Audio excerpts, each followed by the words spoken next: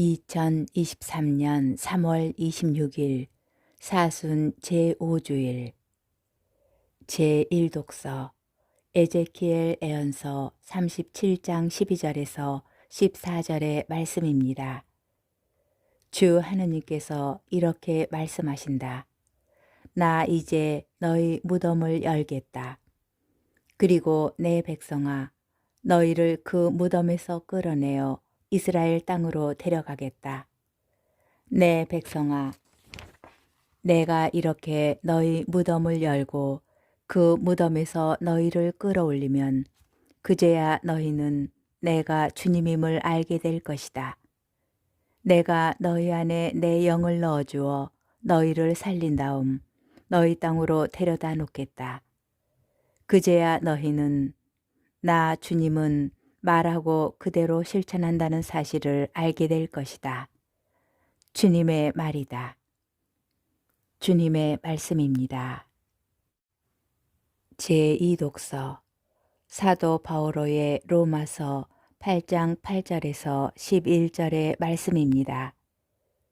형제 여러분, 육안에 있는 자들은 하느님 마음에 들 수 없습니다.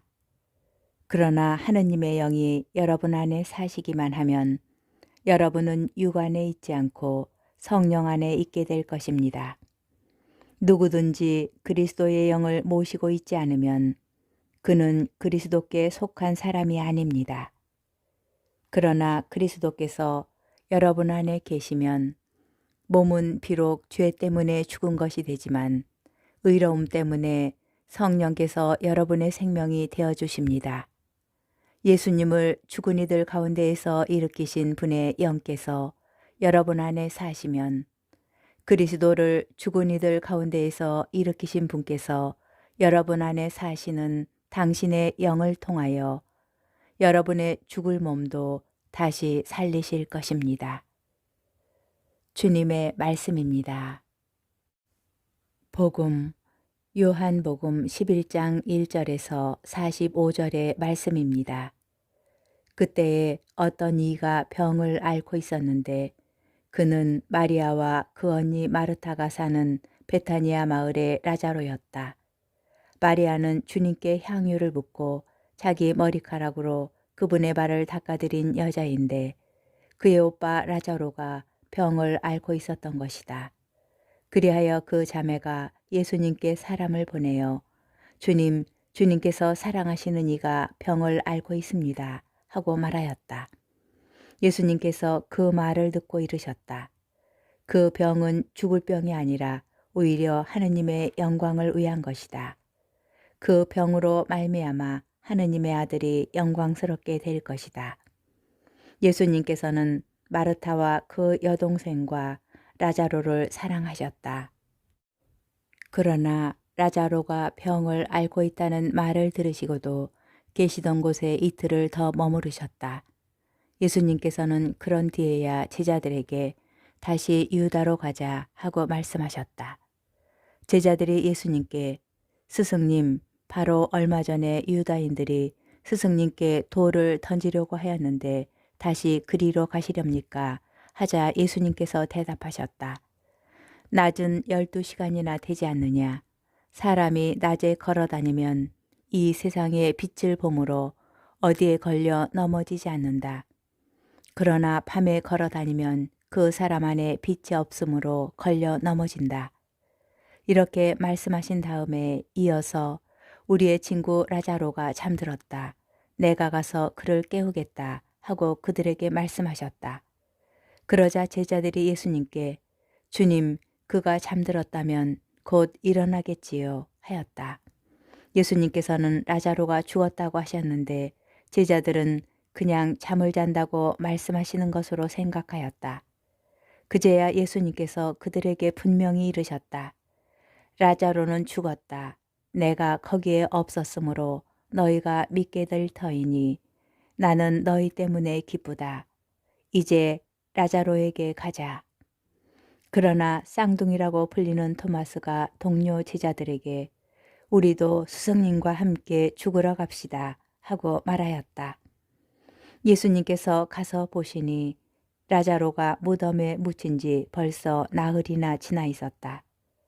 베타니아는 예루살렘에서 15스타디온쯤 되는 가까운 곳이어서 많은 유다인이 마르타와 마리아를 그 오빠 일 때문에 위로하여 와 있었다. 마르타는 예수님께서 오신다는 말을 듣고 그분을 맞으러 나가고 마리아는 그냥 집에 앉아 있었다. 마르타가 예수님께 말하였다. 주님, 주님께서 여기에 계셨더라면 제 오빠가 죽지 않았을 것입니다. 그러나 하느님께서는 주님께서 청하시는 것은 무엇이나 들어주신다는 것을 저는 지금도 알고 있습니다. 예수님께서 마르타에게 내 오빠는 다시 살아날 것이다 하시니 마르타가 마지막 날 부활 때에 오빠도 다시 살아나리라는 것을 알고 있습니다 하였다. 그러자 예수님께서 그에게 이르셨다. 나는 부활이요 생명이다. 나를 믿는 사람은 죽더라도 살고 또 살아서 나를 믿는 모든 사람은 영원히 죽지 않을 것이다. 너는 이것을 믿느냐? 마르타가 대답하였다. 이에 주님, 저는 주님께서 이 세상에 오시기로 되어 있는 메시아이시며 하느님의 아드님이심을 믿습니다. 이렇게 말하고 나서 마르타는 돌아가 자기 동생 마리아를 불러 스승님께서 오셨는데 너를 부르신다 하고 가만히 말하였다. 마리아는 이 말을 듣고 얼른 일어나 예수님께 갔다. 예수님께서는 마을로 들어가지 않으시고 마르타가 당신을 맞으러 나왔던 곳에 그냥 계셨다. 마리아와 함께 집에 있으면서 그를 위로하던 유다인들은 마리아가 급히 일어나 나가는 것을 보고 그를 따라갔다. 무덤에 가서 울려는 줄 알았던 것이다. 마리아는 예수님께서 계신 곳으로 가서 그분을 뵙고 그 발 앞에 엎드려 주님, 주님께서 여기에 계셨더라면 제 오빠가 죽지 않았을 것입니다 하고 말하였다. 마리아도 울고 또 그와 함께 온 유다인들도 우는 것을 보신 예수님께서는 마음이 북받치고 산란해지셨다. 예수님께서 그를 어디에 묻었느냐 하고 물으시니 그들이 주님 와서 보십시오 하고 대답하였다. 예수님께서는 눈물을 흘리셨다.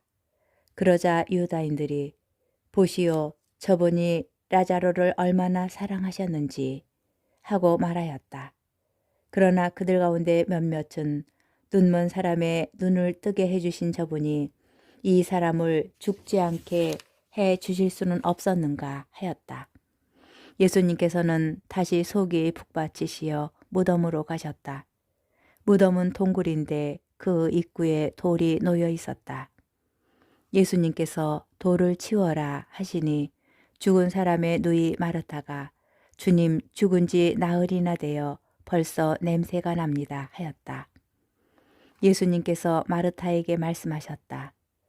내가 믿으면 하느님의 영광을 보리라고 내가 말하지 않았느냐. 그러자 사람들이 돌을 치웠다. 예수님께서는 하늘을 우러러 보시며 말씀하셨다. 아버지, 제 말씀을 들어주셨으니 아버지께 감사드립니다.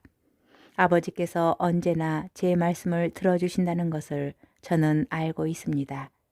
그러나 이렇게 말씀드린 것은 여기 둘러선 군중이 아버지께서 저를 보내셨다는 것을 믿게 하려는 것입니다. 예수님께서는 이렇게 말씀하시고 나서 큰 소리로 외치셨다. 라자로야, 이리 나와라. 그러자 죽었던 이가 손과 발은 천으로 감기고 얼굴은 수건으로 감싸인 채 나왔다. 예수님께서 사람들에게 그를 풀어주어 걸어가게 하여라 하고 말씀하셨다. 마리아에게 갔다가 예수님께서 하신 일을 본 유다인들 가운데에서 많은 사람이 예수님을 믿게 되었다. 주님의 말씀입니다. 오늘의 묵상. 예수님께서 라자로를 되살리신 표징은 요한복음이 전하는 7 표징 가운데 마지막입니다. 라자로 그리고 자매인 마르타와 마리아, 이들과 예수님의 관계는 아주 특별해 보입니다.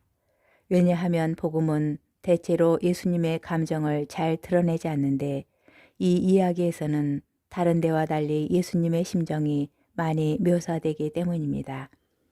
예수님께서는 마르타와 그 여동생과 라자로를 사랑하셨다. 또 마리아와 다른 유다인들이 라자로의 죽음을 슬퍼하는 모습을 보면서 예수님께서는 마음이 북받치고 산란해지셨다. 이어서 예수님께서는 다시 속이 북받치시어 무덤으로 가셨다. 라는 표현에서 예수님께서 그들을 얼마나 사랑하셨는지 짐작할 수 있습니다. 또한 이 이야기에서 중요한 것은 마르타가 예수님과 나눈 대화입니다. 마르타는 예수님의 청을 하나님께서 모두 들어주신다는 것과 마지막 날에 죽은 이들이 부활한다는 것을 설명합니다. 이어서 그는 예수님을 이 세상에 오시기로 되어 있는 메시아시며 하느님의 아드님으로 고백합니다. 라자로가 다시 살아난 것은 예수님께서 돌아가시지만 곧 부활하실 것을 암시하면서 그분께서 죽은 사람도 살리시는 곧 생명을 주시는 분이심을 보여줍니다. 이렇게 마지막 표징은 죽은 이가 다시 살아난 것과 함께 예수님께서 어떤 분이신지를 마르타를 통하여 다양하게 드러냅니다. 그리고 이를 목격한 유다인들 가운데 많은 사람이 예수님을 믿게 됩니다. 표징은 믿음을 가져오고 예수님 말씀을 실현시키는 사건이 됩니다. 나는 부활이요 생명이다. 나를 믿는 사람은 죽더라도 살고 또 살아서 나를 믿는 모든 사람은 영원히 죽지 않을 것이다. 너는 이것을 믿느냐?